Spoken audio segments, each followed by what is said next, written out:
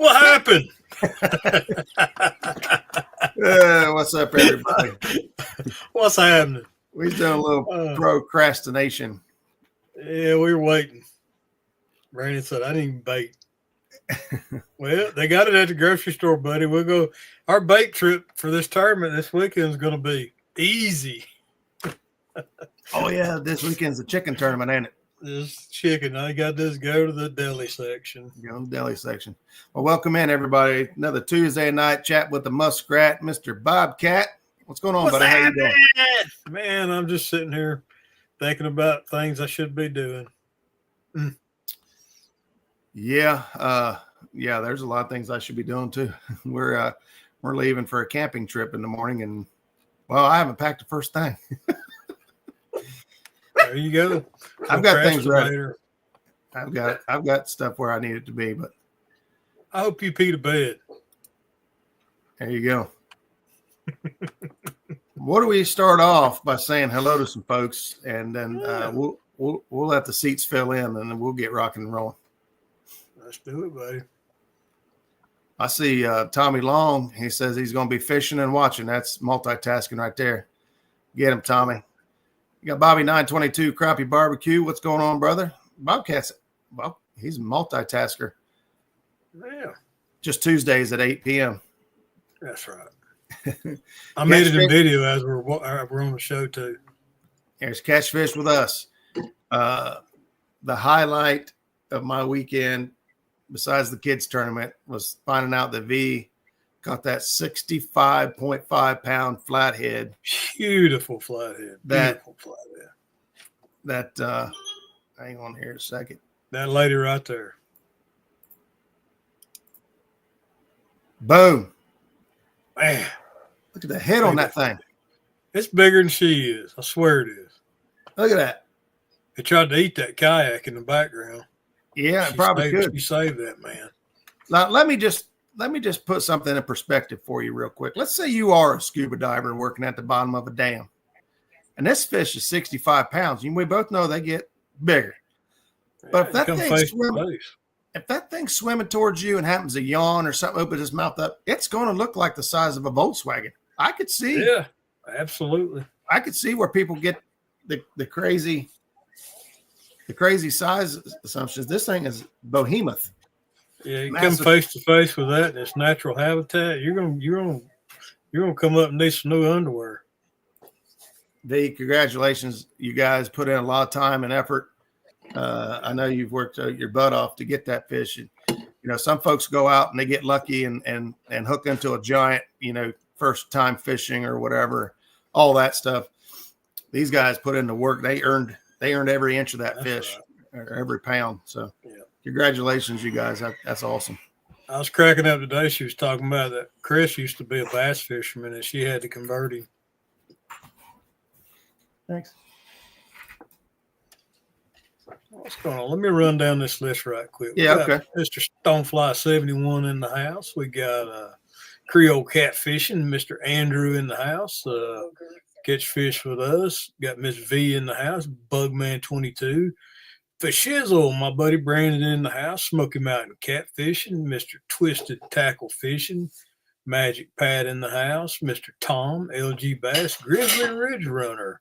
That's a new name to me. Welcome in.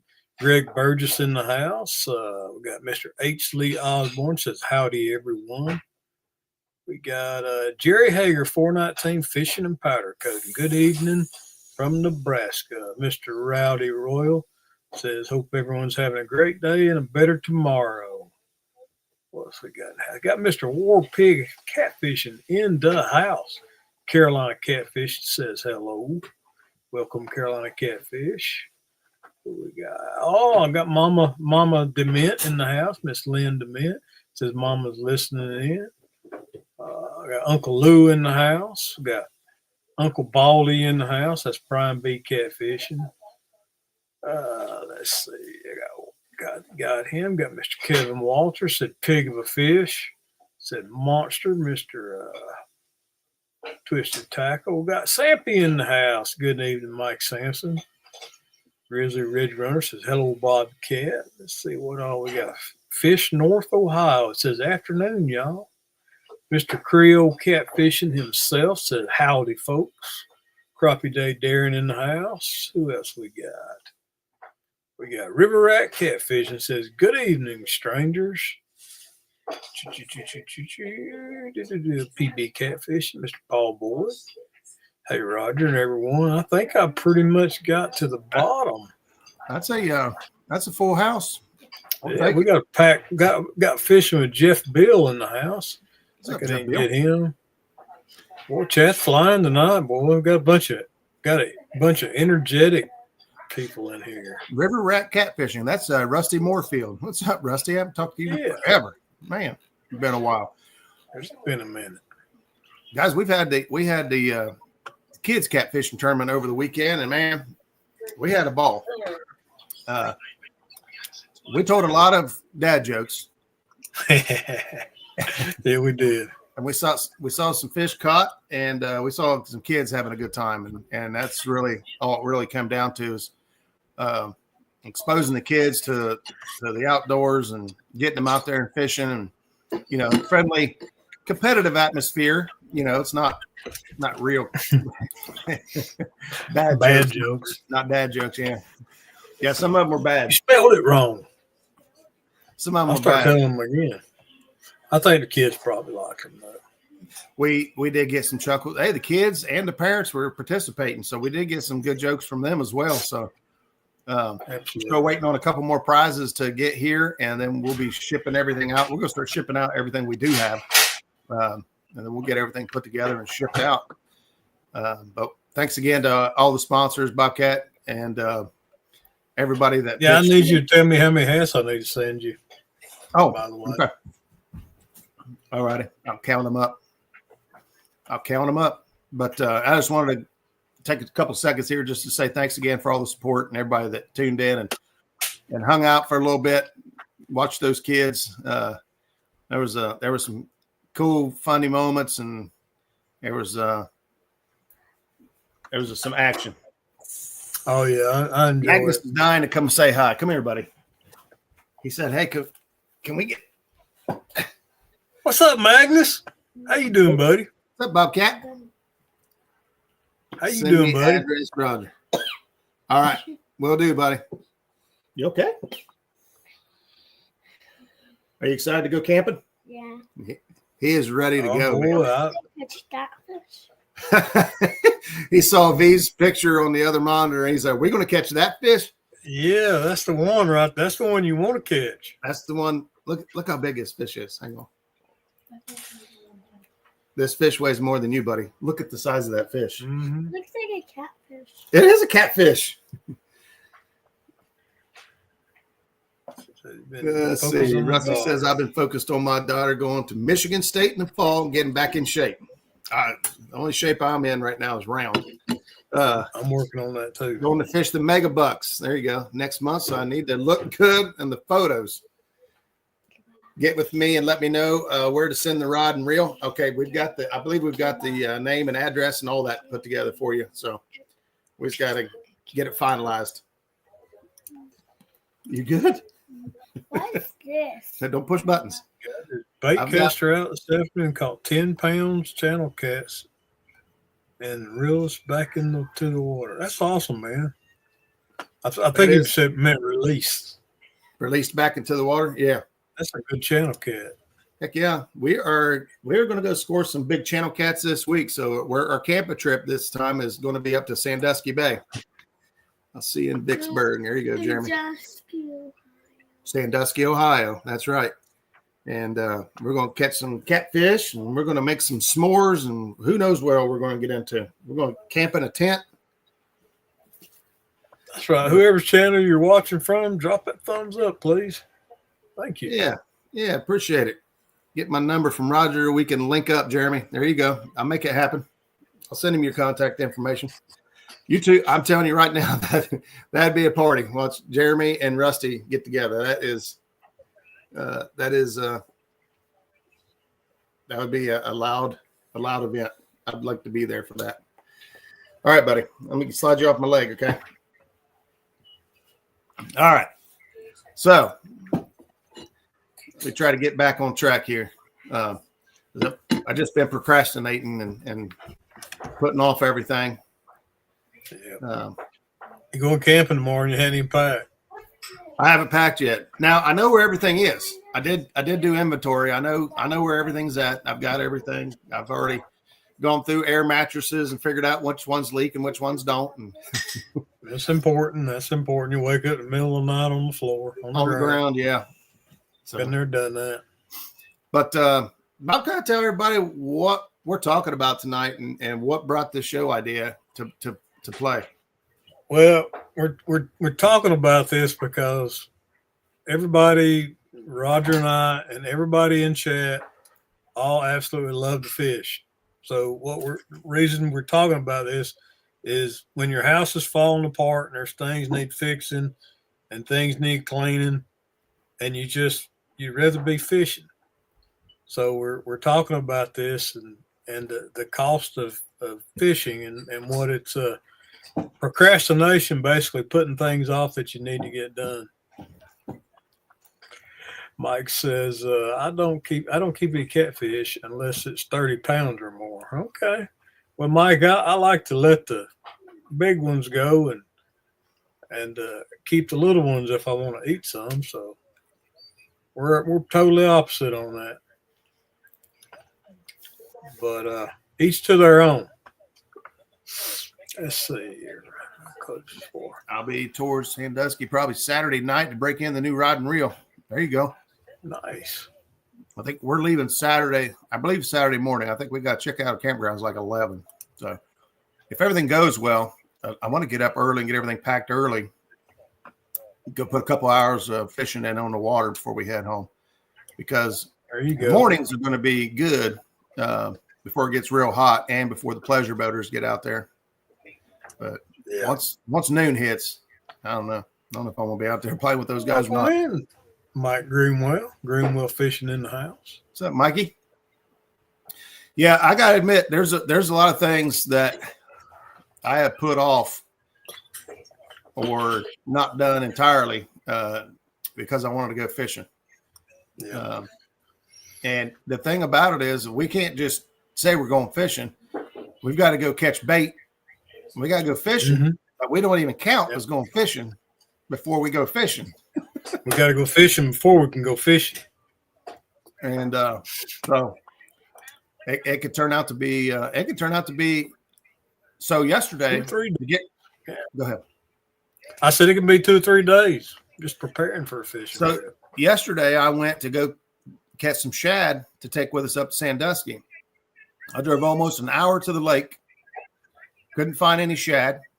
Through and through. I didn't take the boat out because it's just me and the kids, and I've been having some balance issues lately. So I thought it was probably better I don't take the boat out by myself with the kids. Couldn't find shad. Finally found shad, threw the net on a huge ball of shad from the bank. I watched it shimmer all the way down. I thought, nailed him. Mm-hmm. Net hit the bottom, snag. Oh.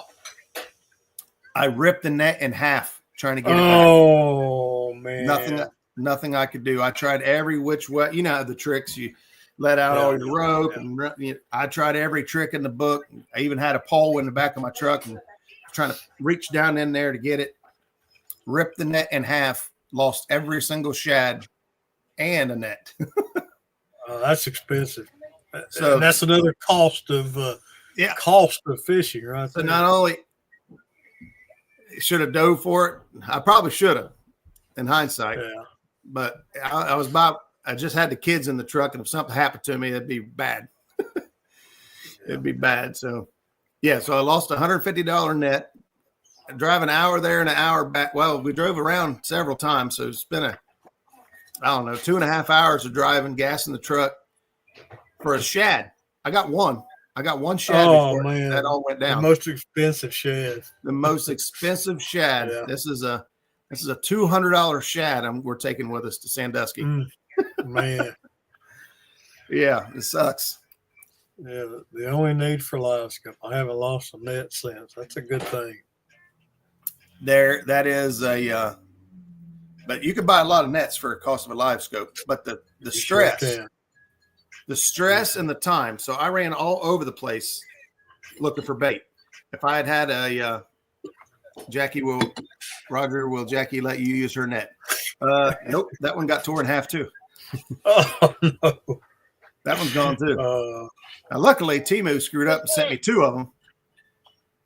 But it's like a $12 net from Temu, so I don't expect it to do much. yeah, we catch.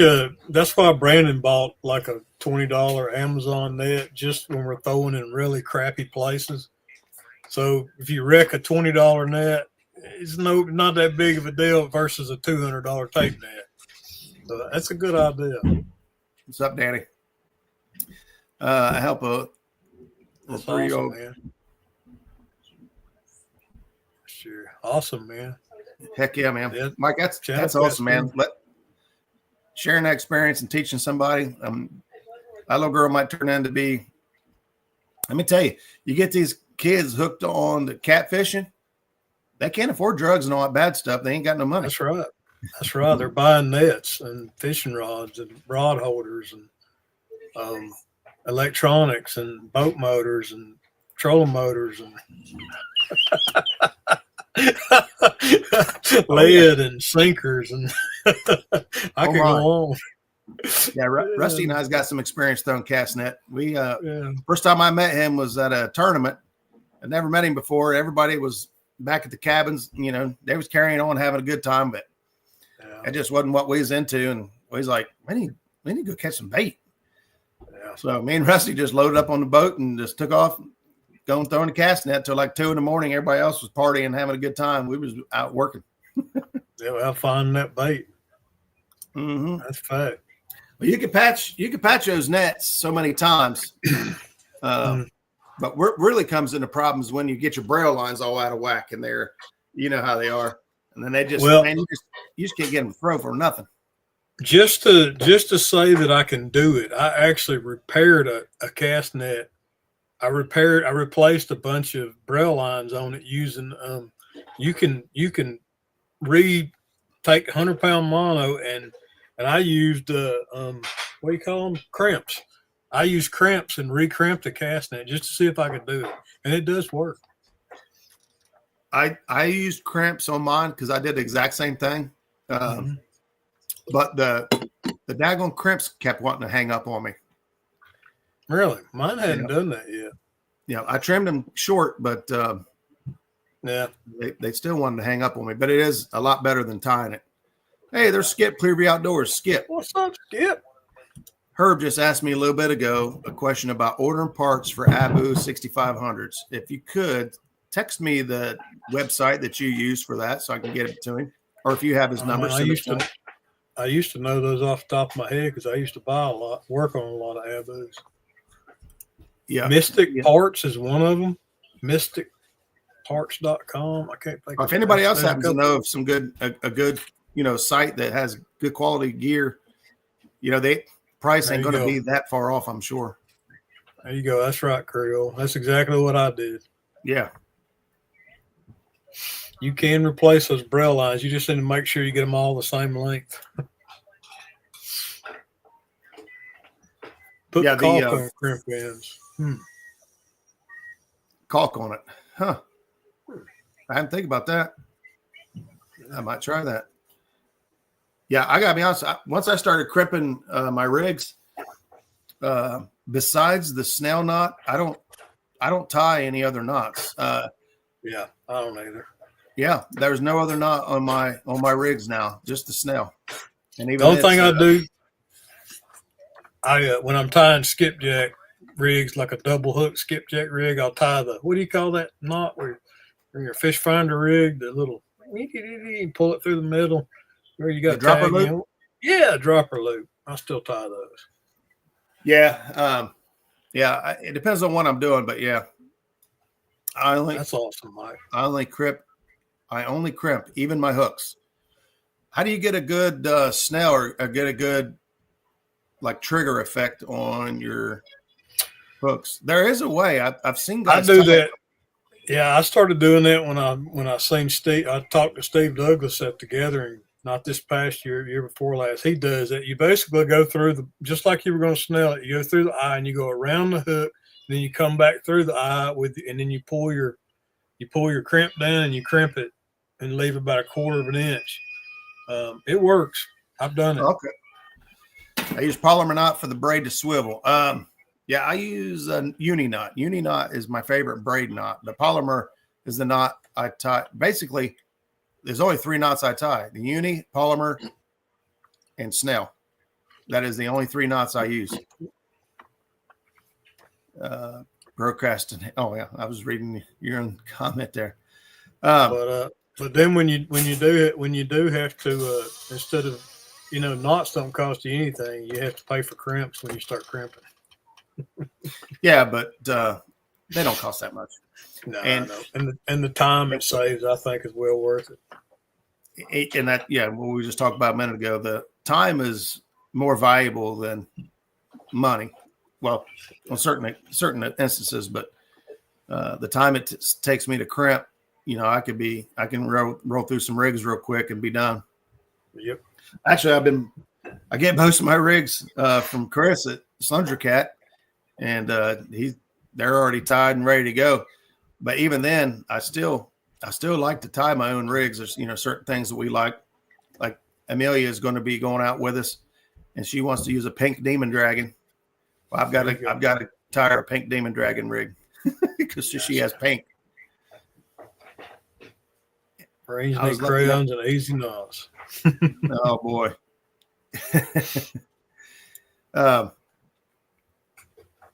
Yeah, Pinky and the Shad, just for skipping, since I was in the house. That'll be Amelia's rig. There you go. Yeah, I picked me up some pink demon dragons when Tackle Bandit was here at the Convention and Trade Center in Chattanooga. Got to have them pink and white demon dragons. I like it. I don't know why, and I can't explain it, but pink and white has always been, man. It is. And I don't know if I can't explain it, but I got confidence in it, and that's good enough. It catches double hook fish. Kentucky rig, watching Chris's videos. Yeah. Yep. Yeah, the double hook Kentucky rigs are really good. I don't like to use those when I'm searching for fish over 30 pounds. And here you go, Pinky and the Shad. Because we've had several instances when, let's say you get that hook closest to your rod tip, right? Closest to the eye. You get that hook in the mouth. And then during the fight, that other hook flips around and gets hooked in the tail. And now he starts thrashing. He takes tension off of that front hook with the second hook. That's a good point. We have done that. And now you may catch the fish hooked in the tail.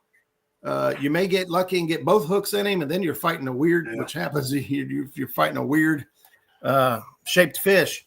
But I've kind of started going away from the double hook rigs, Kentucky rigs, when I'm trophy hunting. Like if I'm, especially like for flathead, I don't try not to throw one in there for big flatheads. My wife asked me countless times. So many older rods and rods. There you go. Yeah, I'll never throw a rod away. That is awesome. I have never thrown a rod away ever. I've donated them. I've given them away. I've used them. I've broken them, but I have never thrown one away. I've got some of those. I have not tried them yet. The Bite Me floats. I haven't tried them yet. Those long, skinny black ones. Yeah. Now I like Dragon Master. Just about everything they make, I've liked so far. I haven't tried those floats, but I heard a lot of good things about them. I could tell you that last weekend when we went for the veterans event, the weekend before anyway, I had regular styrofoam peg floats on a couple of mine, and the channel catch destroyed them, smashed them, broke them completely off the lines, gone. I had to go find, the hard foam float? Yeah, the styrofoam. Smashed them, tore them completely off the line. Like they broke them in half, and then they just broke them, and then they're gone. Yeah. I had to go find pegs with slits in them so I could put more floats on. Well, either that or cut the hook off and retie everything, which sucks. Yeah. My line was still in good shape, believe it or not. Peg floats and rattles cheaper than Demon Dragon. Yep, they are. I use plenty. But if you want to save 10% on Demon Dragons, you can use code Bobcat 20 at checkout. That's 20% actually. There you go. I was going to say. I still like. I like Chris's the bullseye floats. Now I don't think they're as loud. Well, I know they're not as loud as a Demon Dragon, in my opinion. No, they're not. But they're cool.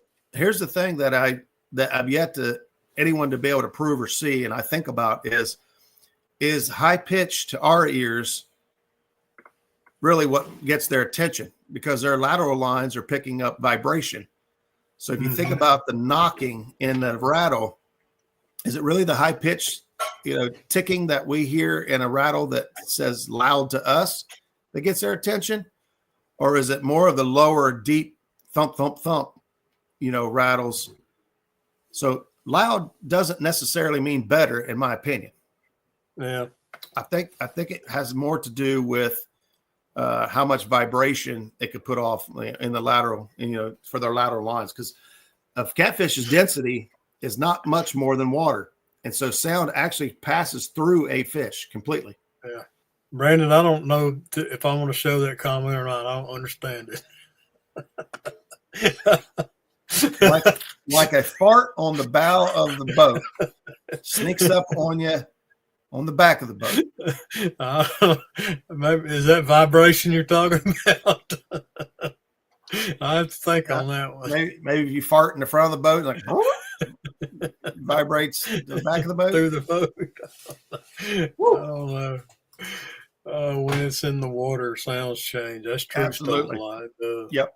What we hear and what we think, it means nothing. I don't even know.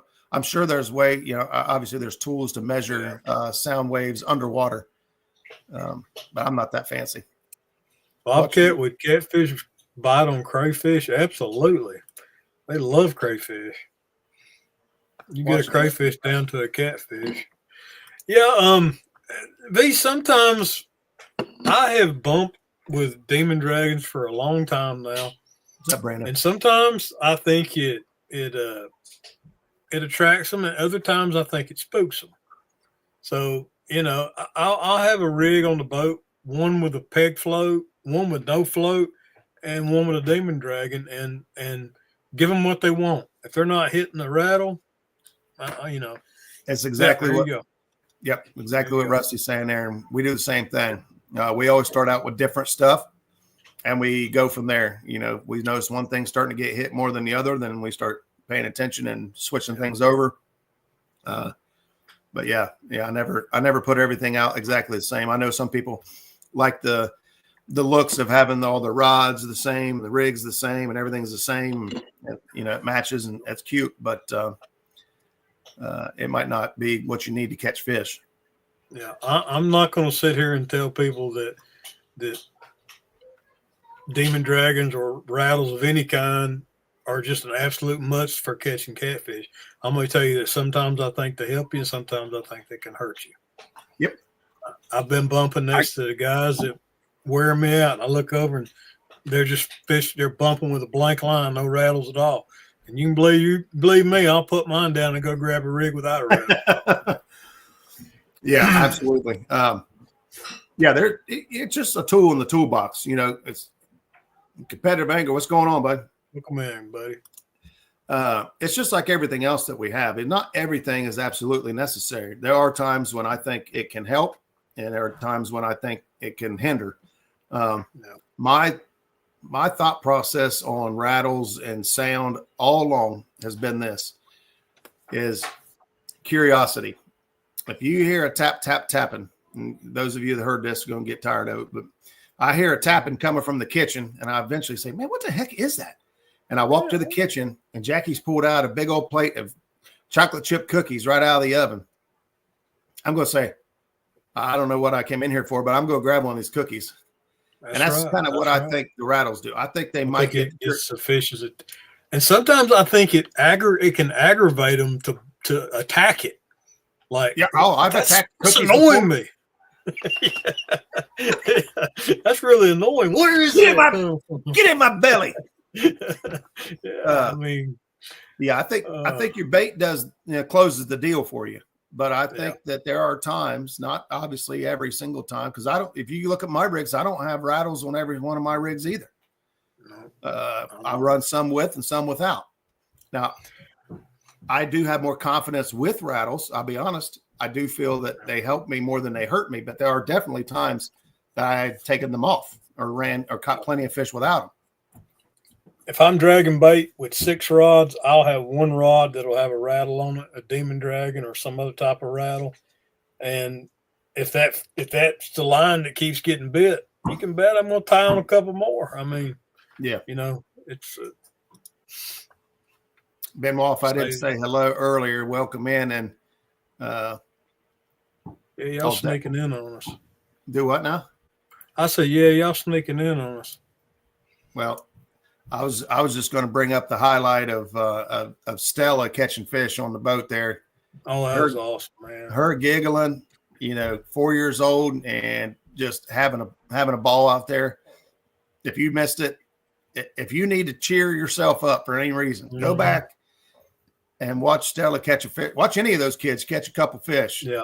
And see if it don't put a smile on your face, because it sure did ours. Or watch poor Danny's grandson. What was his name? Get run around the pole. Oliver. Yeah. My God, Danny. wait, get it. Wait, no. Wait. Black line. Blue. No, wait. They're all getting hit. Oh man. Yeah, I don't know if he hooked Oliver and he's dying to go again, or he said, I ain't never doing that again. I don't know. It's one extreme. So if you talk about rattles, does the color of the rattle make a difference? We were talking about earlier with something about the pink and white. They love it. Yeah, I don't have my bag in here. I don't understand it. I mean, I keep all kinds of regular peg floats and everything on. I've always got a float on. I like to keep my bait up off the bottom. I get tired of getting hung up. But as far as like your regular like spinning rattles, I really don't think it makes a difference. I don't use those either. If you're in shallow water, I think it can help a lot. The only colors, demon dragons or any type of float that don't restart. Don't do that. Oh, it tries to do that every week, don't it? Every week, yeah. I prefer white and silver. Yeah. So those are natural colors. Now, pink is not a natural color, but in water, pink is a pink. It probably looks like blood to a catfish underwater. Man, Danny, that's awesome. I just got this warm fuzzy feeling inside just from that comment, man. And I know that it was you and Coda a couple years ago had the opportunity to get out there and fish and bond, and man, that's awesome. That's awesome. She hasn't stopped talking about it yet. She's so proud. And the thing is that it's on YouTube, and they can go back and watch it and rewatch it and watch it and show their friends and family and everything. And that's one of the things that makes it really cool. Down here in High River, I'd say no. Unless we drag it in the summertime, they ain't seeing the floats in this muddy water. Yeah, that's what I was just getting. They can hear it. They can feel it, I should say. They could feel it. Floating rattle. As far as the color, unless you're in some clear water, shallow water, I don't think it's going to make a difference at all. I know that, there's folks out there that says, is that a train? That's my ringtone on my phone. Texture I know that there's some folks out there that say that black is better for whatever reason. I know that some guys, now I can't explain it, but pink has worked better for me than other colors. And it could be just coincidence, and it may be just a snowball effect. I caught a few extra fish on pink, so I started using pink more. And now because I'm using pink more, I'm catching fish on it. It was because I'm not using yellow. You know what I mean? I could have the same effect if I started using yellow, but because I'm using pink, that's what I'm catching fish on. So there's really no black or white or right or wrong. I don't believe. It's just another tool that you should have in your toolbox. I mean, it really is. Rattles, floats of any kind is a tool. there's time to use it and there's a time to put it away. Yep. Competitive Angler says better luck in muddy water with rattles versus clear. And Brandon here, this is a good comment. If you want to know what color to use, ask bass fishermen what color crankbait they've been catching cats on, and because they do it all the time. Yep. They're catching flatheads on crankbaits and shallow water. I hear my bass cat buddies talking about it all the time. Yep. There you go. I airbrush my own spooks instead of spending big money on name brand spooks. That's awesome. I used to do the same thing. I'd order the clear blanks and I'd paint them up and see how cool I can make them, or just goof off with them. But yeah, you can do them yourself. You can buy them. You can just use regular styrofoam floats with rounds. You can do nothing at all. Mm-hmm. Just that's the cool thing. You can go as sophisticated or as simple as you want to go. Yep. And ain't nobody really can say that one's better than the other. That one I got. Black works for skipjack. Huh. Yeah. It's kind of like what bait they want and location. Yeah, you're right. If you ever watch or use a live scope, most of the time fish bite up. It makes sense to keep the bait up off the bottom for aggressive fish. Blues and flatheads aren't dumb bottom feeders. The folk. Yeah, I was getting ready to say the same thing. Not every. Well, Bobcat, you just put a video out catching fish at 15 feet deep in 33 foot of water. Yep. The fish were suspended, and big catfish suspended. They were not on. If I put a bait on the bottom, they would not touch it. Yep. I had to pull all my baits up off the bottom, 6 cranks, before they'd hit it. 6 cranks. Now, depending on what reel you're using, on average, that's about 20 to 24 inches of crank. Yeah. So you're looking at least 6, 6 feet ideally up off the bottom to get a bite. They would not hit it if I put one on the bottom. Yeah. So there's always, the stereotypical stuff that we thought we knew about fish way back in the day. Live scope 1x1 is, if you can't agree with anything else about live scope, personally, I love live scope. If I could have one today, I would. I just have fun. I love watching fish respond. I love to see activity and the science. Chris, that's something we don't get thermocline, so I have no knowledge of it. I'm sure maybe the folks that fish bigger reservoirs do, but so I've never had to fish that. I fish a lot of thermocline, and I like it. A lot of people hate it. They're like, "Oh man, thermocline." Man, it cuts your water in half or more. Yeah. You don't have to be on the bottom, or those fish have to come up above that line. And now you have half the surface area to hunt them that you did. You've eliminated half the water. So yeah, that's awesome. Yeah. Okay. That's coming. Ours are coming off spawn, B. They are. They are coming off spawn now. I believe that with all my heart. I don't think they're all off spawn, but they are starting to come off spawn. Yeah. Well, and it all depends too. One end of your pool, depending on how big your pool is, but some of these pools on Tennessee River, like Wheeler, is 70 miles long. One end of Wheeler might be done spawning, and the other end might not even started yet. True. On the same pool. Or even above the dam, below the dam. The water coming from below the dam, if it's a deep lake, that's going to be a lot cooler water. They went spawn later. Vice versa, if it's a shallower lake, they could spawn earlier because they got warmer water sooner. Yeah. That's true, Creole. We do that when we're dragging baits. We vary the length of the leaders. And so we'll have some baits that are riding higher in the water column and some baits close to the bottom. And again, letting the fish tell us where they're at. Yeah. Yeah. The longer, it depends how fast your water is and how fast you're going. But, some of it will pull it down pretty quick. Coming off spawn here in St. Louis on the Mississippi. Out of the mud fishing. That's a new one for me. Welcome in. Welcome in, buddy. Well, I'm hoping to get over there and do some St. Louis fishing.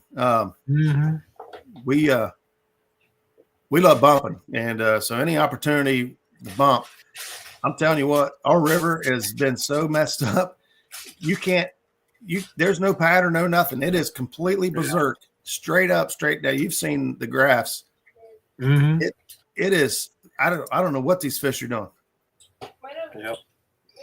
Sinker lead make a difference in how far back you're bumping as well. Short leader at 400 feet will put the bait almost on the bottom. Oh yeah. Your pitch.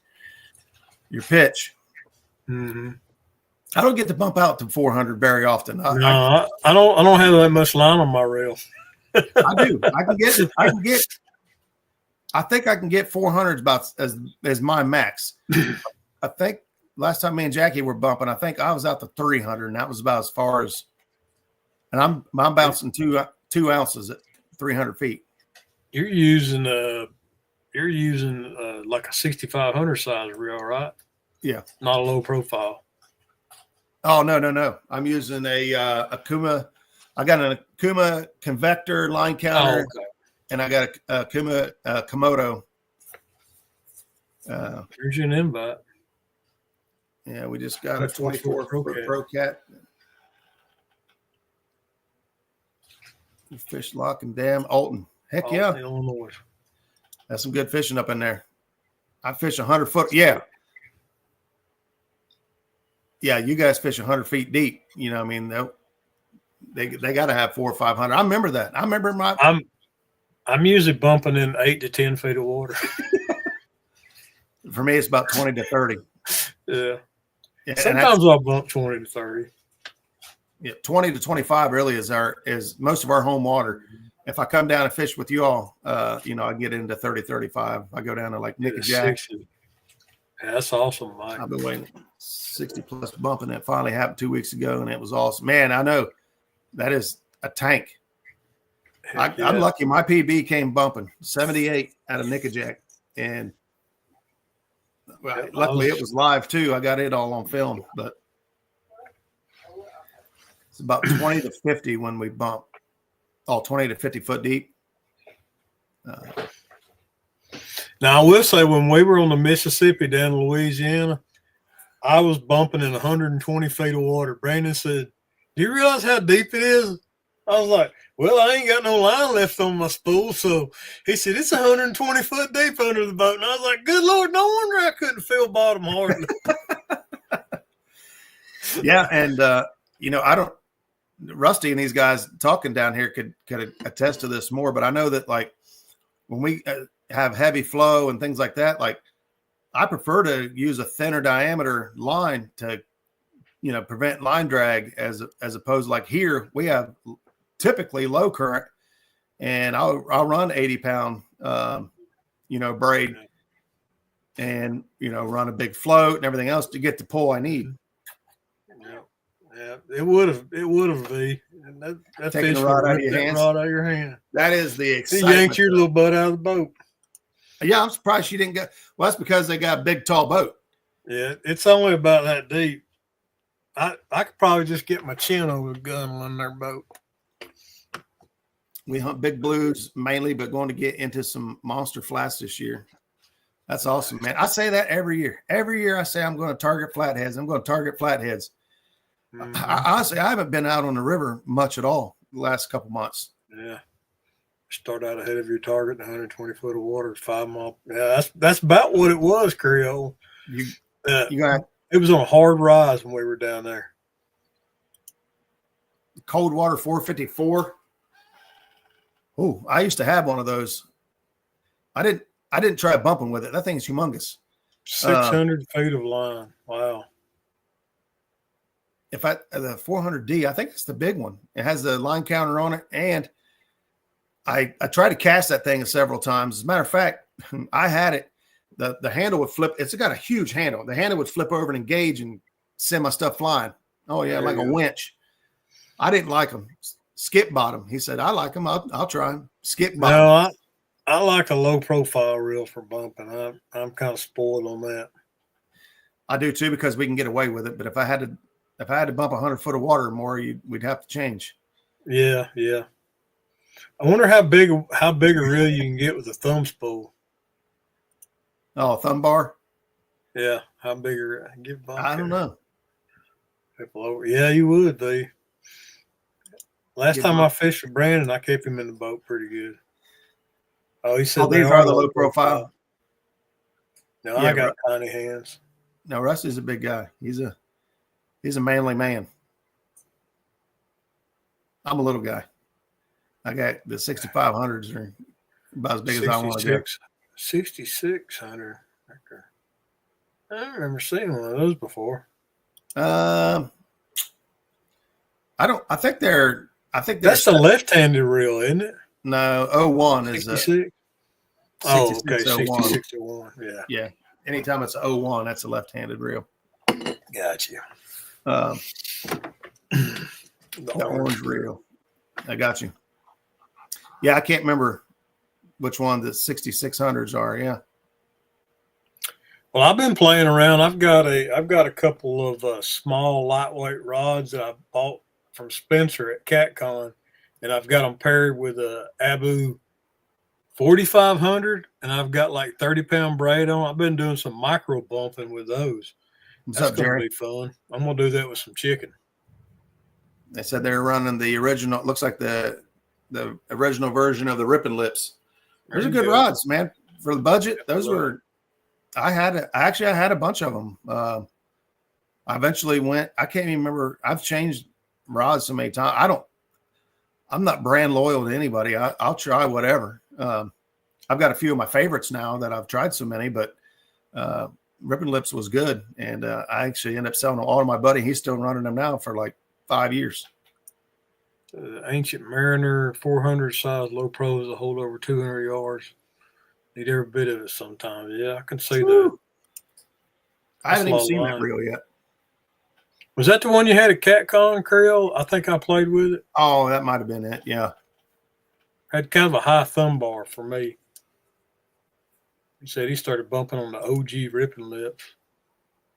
Yeah, the OG ones had a trigger on them. Yeah. The new ones don't have a trigger. Well, the bumping rod, their dedicated bumper rod has a trigger, but the OG regular maroon colored Ripping Lips had triggers, but they don't now. Yeah. Well, the new ones now have, the aluminum reel seats and, just. Well, they still got both of them. They have the Legacy. Yeah, they still have the Legacy that has the Fuji reel seat, and then they have their HD series has the aluminum reel seat. Yeah, I got you. I'm telling you, there's a lot of people running Ripping Lips right now, and I've yet to hear anything bad. Of course, they've done a good job with their reputation and their brand all along. I mean, he's just now, I think he's a little slow to the table getting, up with the colors and everything out with everybody, but he's a heck of a guy. I really like him. Yeah, Alex is doing good. He's doing good things. He's getting some new colors in, because I told him when we had our discussion about joining the affiliate team, I said, I like them, but you're going to have to get some color in there. I said, us night fishermen, YouTubers, we need to have our rods seen at night. So maroon and black, you can't see them at night. I don't care how much light you got in the boat. Yeah, Yep. I agree 100%. Rule number 1, catfishing, you have to look cool. You gotta look cool. You gotta look cool, man. If you ain't looking cool, your confidence just isn't there. That's it. Those of you that know me know that's BS. I can't afford to look cool. I use all kinds of hodgepodge, whatever I can get my hands on. Well, people want to see takedowns when you watch a YouTube video. Oh, yeah. You want to see a good takedown. So if you got a black rod and you can't see the takedown, it's not as good a shot. So you gotta show them. I've got my favorites. Uncle Lou's is still one of my top favorite rods. There you go. They look really good on camera. They handle fish just fine, and I like dragging with them. I like the action in them. Just where they bend and the flex in the before the backbone. As far as like a heavy, but I don't like them for heavy, like throwing heavy weights, anchoring. I don't like throwing heavy weights on with anchoring, but I do like chasing. I think we did get off subject a little bit. That's all right. The true cost of fishing. Well, the idea wasn't really to put a monetary value on it. What it was really about is the fact that how much time and effort we dedicate into chasing trophy-sized catfish or whatever trophy is in your area. Trophy catfish is relevant to wherever you are and whatever you catch. But raise the hands. How many of you have projects that aren't started or completed because you wanted to go fishing and over again? I've got a bathroom upstairs that I haven't even started. Somebody else started when they bought this house, but I've never finished it. And they're just, every chance I get, I want to go outside and work on the boat or go catch bait or go do fishing or go do something. Well, yeah. That's what I told Roger I was going to have to film this out. I was going to do this outside. Well, I'm pretty lucky so far. I've gotten off, I got old stuff. It's cheap, but it still works. Rusty's seen my boat however many years ago it was, and it's still rocking and rolling now. That's right. The Muskrat rides. There's nothing wrong with that boat. Catfish, a good catfishing boat is the one you can afford and you can fish out of. Use a ton of 18-foot LED from Tim Scott. I had Black Betty. That was a sight at night. Heck yeah. Yeah. Strip lights. How did you power those, Danny? They took a small battery. Oh, okay. We got some of the good evening, butterflies and sunshine. Hey, butterflies and sunshine. I haven't seen you for a while. I also haven't been in everyone's chats a lot lately. It's just life in general is just keeping us busy. Yeah. I've got some pictures. I've got some pictures and videos on my computer here about me and Anna pressure washing the back patio because, as y'all all know, I like to go out and do my morning walk and then go to the back porch and pray. Well, after a couple of years, the back porch has turned into a storage spot with spider webs and black smoke, and so I had to get out there and clean it up. There you go. There you go. There you go. Brandon hits it right there. Every one of us takes something different out of every trip that we take, and it means something different to every one of us. But nothing I enjoy more than taking somebody else out fishing and watching them have a ball. Whether it's somebody that doesn't get a fish a lot, fridge and freezer. Oh, good Lord. How big is your boat? Hey, I got him beat. I have 7 batteries on my boat. Man, I got 5 on mine, so I can't say that. I got 7. Oh, wait a minute. Let me count again. I got 3 trolling motor batteries, a starting battery, a house battery, and I have a battery in a milk crate that powers my cameras, cell phone, and my light. So I have 6. I got 6. Yeah, 6. I count them. No, I've got all that, except I also have a battery on board for my bait tank. So whenever I run my extreme bait tank, it's just easier to leave that battery in there than it is to take it in and out. And yeah, I need to make some, Linda. I know it. I need to make some. I can make them myself. I just haven't. I'll do that. I'm procrastinating. It's in my profile. Yep, there you go. All the things that we should be doing. Like I should be doing all kinds of things instead of going camping this weekend or doing stuff. But time with the kids and those memories made, those are more valuable. Quads and travel to ride. This includes the quad there, Raptor set. I must be talking about motorcycles or 4-wheelers, right? 4-wheelers, yeah. Oh my gosh. He's going to put the disco light in the permanent enclosure. It's hard. Mike got it. Yeah, Mike got it right there. Procrastifishing. Wait a minute. It should be procratifishing. Like catfishing with procrastinating. Procratifishing. Yeah. Like procatapult. 6 batteries in my boat and I'd be swimming. Well, luckily, let's see, all but I got 5 lithium.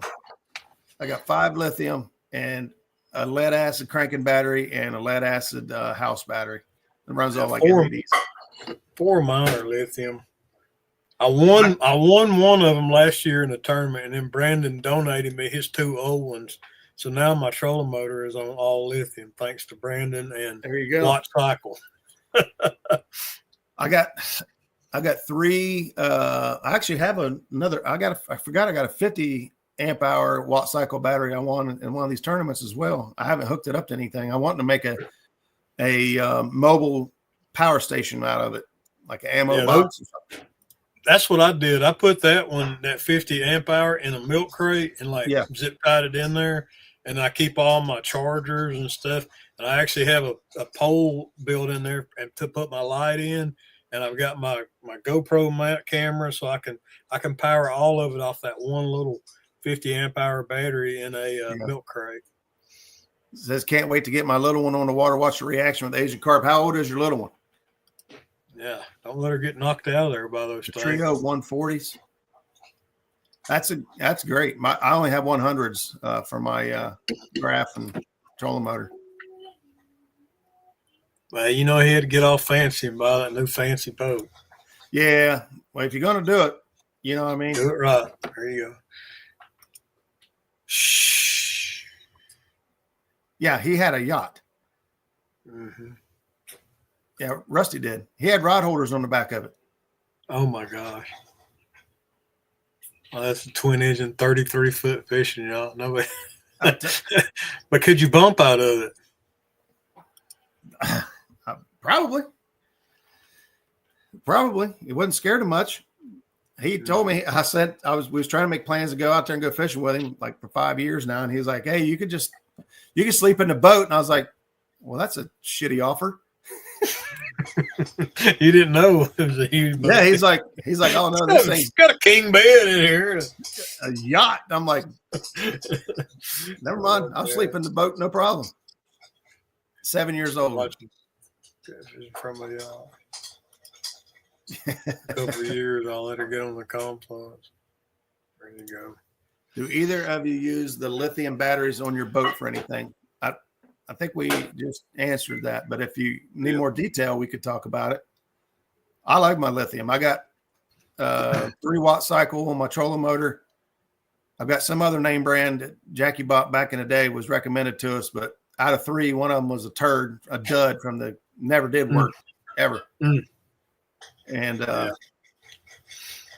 you can power everything off of them, except I don't think you can use them as a starting battery. Do they make? They do have lithium starting batteries now. Oh, okay.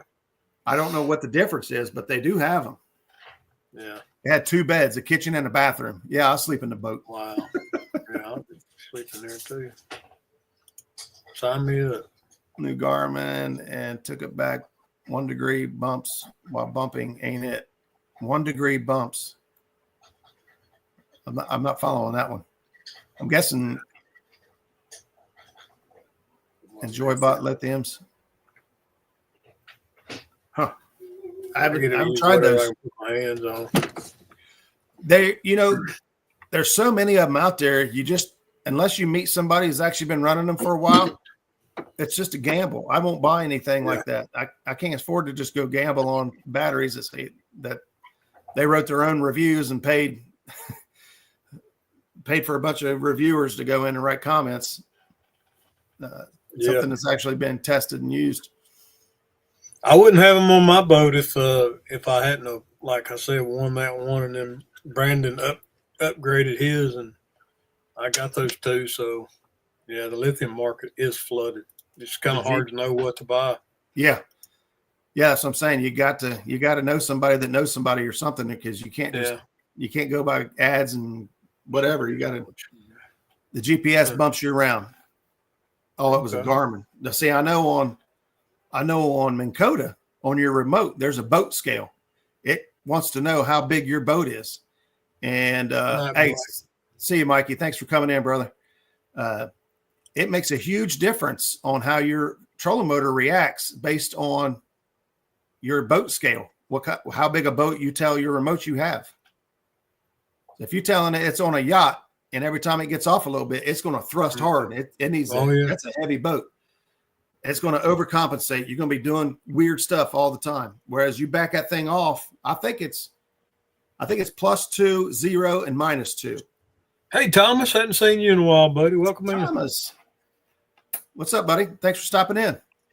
If you do have to adjust your boat scale, it will make a huge difference. I don't know if it comes preset at 0 and you got to fine tune it from there. But that's what I was telling Yakshore last night when I was watching him on Top Cat. His boat was swaying so bad, and I was like, dude, you need to adjust your boat scale. You've got it's too low. It thinks it's a small boat. Yeah, you need to change your boat scale. I have to change mine depending on what I'm doing. It annoys me. Like if I'm bumping, I want it a little bit. I want it to turn a little quicker. I want it to move quicker. But if I'm anchor fishing and it's doing that, I know I got to turn it up or turn it down. So I adjust mine quite frequently. I just saw this comment. Where'd it go? And I wanted to. There you go. Rusty says, check your engine warranty before you use a lithium as a starting battery. It will void warranties on a bunch of brands. So keep that in mind. Yep. Now, if you're like me, mine ain't nowhere near warranty. My warranty ran out in 1991. Oh, my God, Parker. Tied up a bumping rig in Hawaii. Several of us on the boat drifting. Everyone else was using heavyweight, suspending lightweight. Lightweight pumping was only one catching fish. That's awesome, Parker. I knew you'd find a way to fish in Hawaii. There you go. Do you dead stick while you bump? I try not to. I don't like the dead stick. Yeah, if I could, I would, but my terrains wouldn't allow that. Yeah, it's very inconsistent. There are certain areas I could do that. A matter of fact, below our dam, once you get down so far, it's pretty consistent. We will actually drop like Kentucky rigs or weight underneath a planer board while we're bumping because we're slowing the boat down. And the planer boards will plane out to the sides and fish while we're bumping out the back of the boat. We're suspend drifting baits as we're bumping. And you'd be surprised how many fish you catch on them boards. You taught them something down there in Hawaii, Jerry. Mind blown. There you go, man. I have 2 years left on my engine warranty. It only has 30 hours on it. Oh, boy. Oh, wow. You haven't even got it broke in yet. I'm telling you. Bobcat, do you know we already spent an hour just Oh man, it's 9:04. Just chit chat. Lollygagging, but it's good. Yeah. The chat's so engaged tonight that it's easy to just keep going. Yeah. I'm not surprised. Chat, I think everybody in chat had 2 cups of coffee before they tuned in to the show. Bring it. That's what I mean. That's what makes the show fun, at least for us too, is when you guys are talking. Me and Bobcat can talk all day. Yeah. Yeah. Well. You adjust how quick it moves and spins up. There's a lot of settings on it so far. Oh yeah. Yeah. He's been talking that thing up pretty big. They're expensive, but Power Pole. Oh, it's a troll. That's the brand. Power Pole makes a trolling motor. Yeah. And it's supposed to be like really strong. I know for Brandon looking at that. He's wanting to buy a new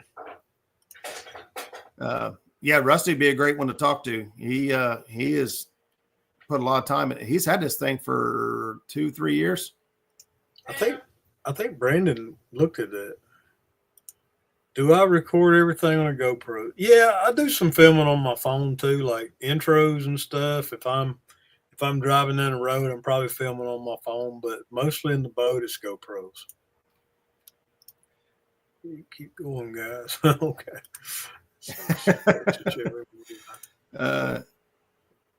You used to catch it every week, Creel, because you was up here. Yeah.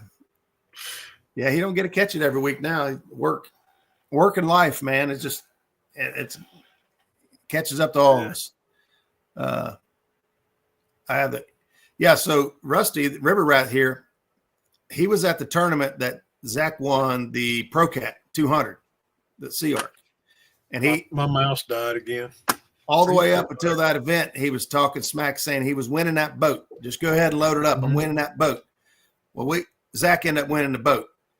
Do you know that then, like 2 weekends later or 3 weekends later, he went to a crappie event and the Sea Arc gave away a crappie boat. You know he won that boat? Zach did? No. Oh, Rusty. Rusty. Okay, that's awesome, Rusty man. Here, River Rat. Yeah, he ended up winning the what was it? A 19? I think he just said it. Oh, poop. I missed it. Yeah, he's running the Flex 19. Yeah, he won that other Sea Arc boat. I think that's pretty awesome.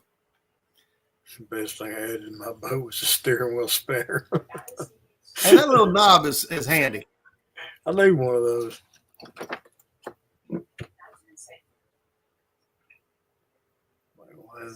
That's I'll thought on with. There you go. Yeah, you had to pay taxes on it, I'm sure.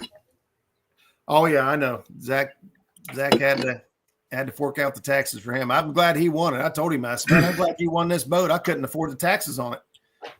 Yeah, he probably had to sell his white boat to pay the taxes on it. He did. Which what are you gonna do with 2 Pro-Cats? But was it the same length? Yeah. Was it? Okay. Yeah. But I'm telling you, man, that white boat. I like that boat. I almost bought it. I thought about it. Did he keep his lead boxes that he had back there, or did he let them go with the boat? Let them go. Oh man, that was the coolest part of that boat. I tried to talk him into taking them off there and putting them on this boat, but this boat had multi-bars. Gotcha. Already had multi-bars in the back there got in the way. And he really likes the multi-bars. So yeah, I told him, I said, man, take them things off there and paint them or something. Like those are awesome.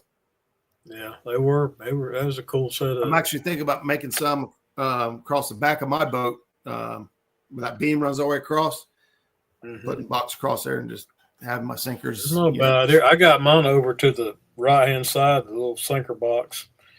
Of course, it doesn't hold as many sinkers as I'd like it to, but I don't want 100 pounds of lead on the. Well, that's what happens. I ended up with. So one day I went through there and I had like 2 ammo cans in the back of the boat full of sinkers. I had 2 cans under my seat with sinkers in them. And it was almost right at 100 pounds, 90 some pounds. Oh my God. Let me tell you a quick funny story about ammo boxes and Brandon. Brandon takes really good care of all of his stuff. And one winter, like in February, we were going fishing and all his lead is in this ammo can. And of course, he leaves the ammo can open and it rains in his boat because he doesn't cover his boat or have it under anything. So basically, we had like a whole ammo can full of lead frozen in 6 inches of ice. We had to submerge the can in the water to thaw and, chiseling ice out of the ammo can to get sinker. Oh, man. Yeah, I pour my own sinkers. I don't know about Roger. I imagine he does. Yeah, I pour all my own too. Yeah, I knew Rusty gave it to his dad. His dad is a crappie fishing fool, man. He spends a lot of his time down in Mississippi, or Grenada and Sardis Lake and stuff like that. He can catch some fish. Hey, welcome in 3 nights. If we missed you, I'm not sure. I saw him sneak in there. What's up, Don? What's up, BJC? That's Brad. Brad down in Alabama. The time zone got him again. Yeah, I heard that, bro. Well, we're running a little late tonight anyways. That's okay. Yeah, it's just rolling off. I got to get splitting anyway, though, because I've got to start getting stuff together to go camping. Saying Rockford, Illinois, picked up a jet boat with my son, 200 horse. Holy moly. Nice. Thomas, where you put your weights is kind of a personal preference. I put it somewhere they won't slide around the boat. If you can secure them somewhere, that'd be the best thing to do. Yeah, and if you can have a lid or have a drain in the bottom of the boxes so they'll drain out. You do not want 100 pounds of lead flying around the boat. No, and it really just comes down like once you get your boat like set up and sitting in your boat, put a level. You could put a level on it and see if you're leaning to one side or the other, and you can kind of adjust your weight out. You wouldn't think so, but that little bit of lean when you're trying to get up on plane and stuff, it does make a difference. It'll help you if you can get that boat level. Now my boat, whatever side I'm sitting on, automatically goes over this way. So most of my batteries, my lead acid batteries, are on the driver's side of the boat. So I have my lead box on the passenger side of the boat, or I guess that'd be port side of the boat to help balance it out. I mean, it's an 8-foot wide boat, so Right. it's not like it's got it leaning real hard. I use a Husky toolbox with drawers for my lead. That's a great idea. Yeah, that's a good idea. Fat Fish Designs weight box, well worth it. I have to check that out. Yep. Mine is pretty much built like one of those. It's built out of a PVC board and like a 4x4 vinyl fence post. It's built out of anything that won't rust, and it's not metallic. So when you're slinging sinkers in there, it don't make a lot of noise.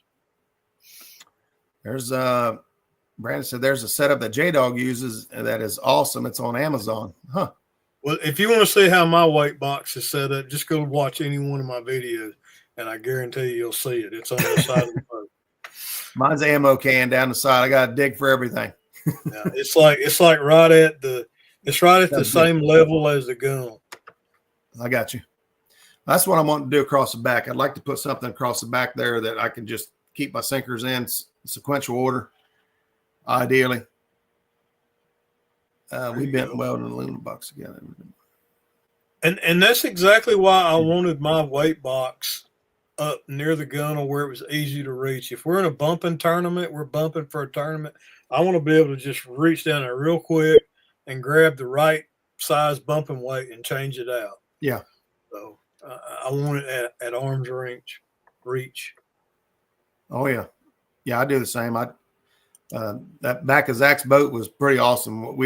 Honestly, I would just pretty much I only kept 2s and 3s for cannonballs in there, and then 8s and 10s for anchoring. Yeah. Everything I've got else a section for I've got a section for 2s and 3s, bank sinkers for bumping, and then I have a section for like 4s, and I've got a few 5s. I don't carry many 5s, but then I've got 2 other sections that are just for like 6 and 8 ounce no rolls. So that way it's easy. I haven't used no rolls for a while. I don't use the kind that line through. I use the ones with the eyelet on them.